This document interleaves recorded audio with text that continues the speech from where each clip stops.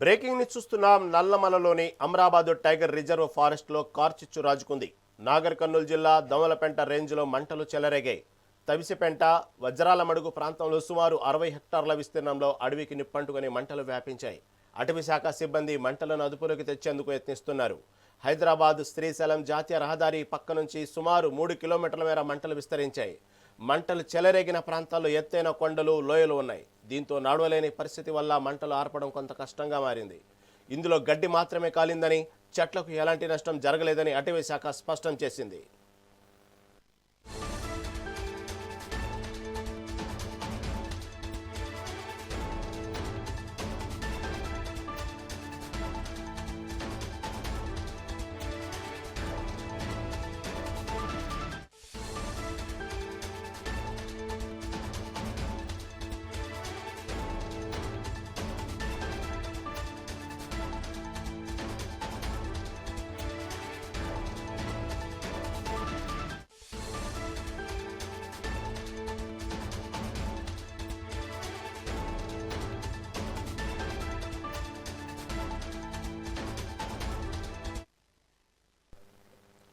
నల్లమలలోని Amrabad tiger reserve forest లో కార్చిచ్చు రాజుకుంది.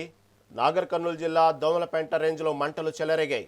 తవిసిపెంట వజ్రాల మడుగు ప్రాంతంలో సుమారు 60 హెక్టార్ల విస్తీర్ణంలో అడవికి నిప్పంటుకుని మంటలు వ్యాపించాయి. అటవీ శాఖ సిబ్బంది మంటలను అదుపులోకి తెచ్చేందుకు యత్నిస్తున్నారు. హైదరాబాదు శ్రీశైలం జాతీయ రహదారి పక్క నుంచి సుమారు 3 కిలోమీటర్ల మేర మంటలు విస్తరించాయి. మంటలు చెలరేగిన ప్రాంతంలో ఎత్తైన కొండలు, లోయలు ఉన్నాయి. దీంతో నడవలేని పరిస్థితి వల్ల మంటలు ఆర్పడం కొంత కష్టంగా మారింది. ఇందులో గడ్డి మాత్రమే కాలిందని, చెట్లకు ఎలాంటి నష్టం జరగలేదని అటవీ శాఖ స్పష్టం చేసింది. దీని నుంచి మరింత సమాచారం మా ప్రతినిధి శ్యామ్ అందిస్తారు. శ్యామ్, చెప్పండి, నల్లమలలోని అమరాబాదు టైగర్ రిజర్వ్ ఫారెస్ట్ లో కార్చిచ్చు రాజుకుంది. దీని గురించి తాజా అప్డేట్ ఏంటి? ప్రధానంగా ఇటువంటి సమయంలో నల్లమల అటవీ ప్రాంతం అంతా కూడా దట్టమైన ఏపుగా పెరిగిన గడ్డితో ఇప్పుడు కూడాను నల్లమల నిండిపోయి ఉంటుంది. ప్రధానంగా ఈ యొక్క గడ్డిని తొలగించడానికి కూడా కొంతమంది గడ్డి తీసుకొని ఈ యొక్క బయగొడ్లకు సంబంధించి కానీ ఆవులకు సంబంధించి మేతకు ఎక్కువ శాతం వాడుతూ ఉంటారు. అలాగే ఈ వంట చెరుకు సంబంధించి కూడా కొంతమంది అడవులకు అయితే వెళ్తూ ఉంటారు.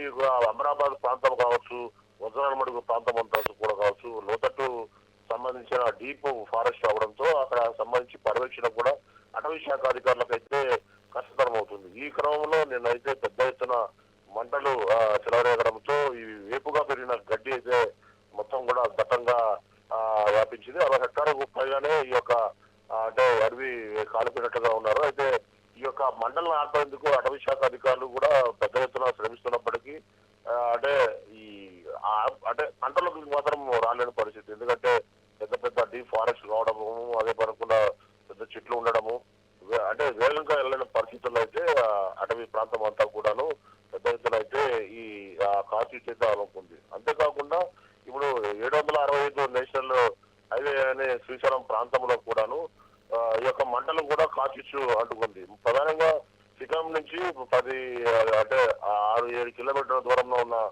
ఒక ఇష్టకామేశ్వరి లోపల జిల్లా గేటు ఎదురుగా ఉన్న ఆ లోయ ప్రాంతం వాళ్ళు ఉన్న లోయ ప్రాంతం అంతా కూడాను ఈ కార్చిచ్చు అలుముకోవడంతో ఆ ఏరియా అంతా కూడాను పెద్ద ఎత్తున మంటలు అయితే ఎగిసిపడుతున్నాయి. అంతేకాకుండా ఇప్పుడు ఈ చింతల శ్రీశైలం నుంచి దోర్నలకు వెళ్లే ప్రాంతంలో ఈ చింతల దాటిన తర్వాత వాలుగా ఉన్న పెద్ద కొండల వద్ద అయితే పెద్ద ఎత్తున అయితే ఈ యొక్క వెంటలో మంటలు అయితే ఎగిసిపడుతున్నాయి.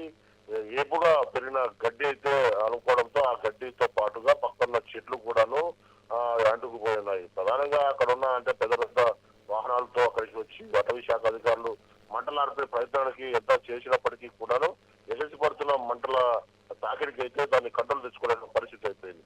ఏదేమైనప్పటికీ ఈ యొక్క కార్చిచ్చు అనేది ఈ యొక్క సమయంలో మాత్రం సాధారణంగా ఉంటుంది. అయితే ముందస్తుగా మేలుకున్న అటవీ శాఖ అధికారులు అయితే దాన్ని ఆపడానికి అయితే ప్రయత్నం చేస్తున్నారు. కానీ తలాముఖం అయితే అయిపోయిన పరిస్థితి ఉంది. అయితే వీటి మంటల ప్రభావంతో వన్యప్రాణులకు ఏమన్నా ముప్పు వాటిల్లుతుందా అనే కోణంలో కూడా ఈ యొక్క అటవీ శాఖ అధికారులు అయితే ఆలోచనలో పడ్డారు. ప్రధానంగా ఈ యొక్క కార్చిచ్చు ఎటు కనపడిపోయి కారు చీకటి ఉండడంతో వీరు ఎటు వెళ్ళలేని పరిస్థితి ఉండడము, అదే కాకుండా ఎటువంటి దాని మంటలు ఆర్పడానికి చేయాల్సిన చర్యలకు తీవ్ర ఆటంకంగా అయితే కలిగింది. అయితే చూద్దాము.